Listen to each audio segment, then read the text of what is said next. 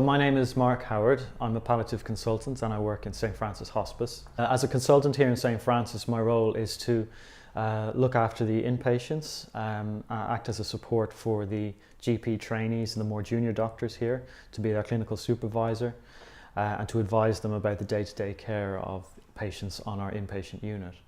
I also advise the specialist palliative care team in the community and give them advice about how to care for the patients who are at home as well. I heard about Carly first a few weeks before I actually saw her face to face. Katie brought Carly's case to the meeting with the new issues that had arisen with the vomiting and the low blood count.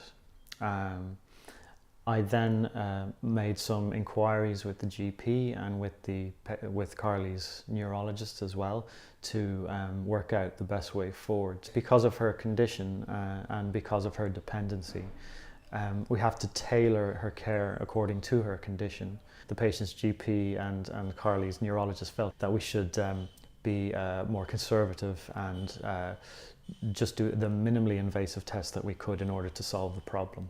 We arranged tests to be done and we started medications to help with the anemia and to help with any gastric irritation that was happening. And thankfully, by the time I actually saw Carly face to face and she had already started on these medications, her condition had actually improved quite a lot. And we were able to discuss other things then at the face-to-face meeting. We talked about how we should plan if she gets, for example, a bad infection. We were able to talk about what level of burden it would place on Carly if we were to start putting feeding tubes into her stomach.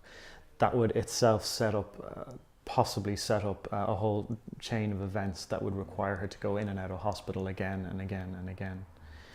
So we explored these issues. We didn't make any final decisions at all. It's a very sensitive topic. It's a very ethically difficult topic in patients like this. I think it can reassure families the levels of uncertainty about the future. Having these conversations can certainly help with those. And it also being open about advanced care planning and having the right communications to our colleagues who are helping with Carly's care.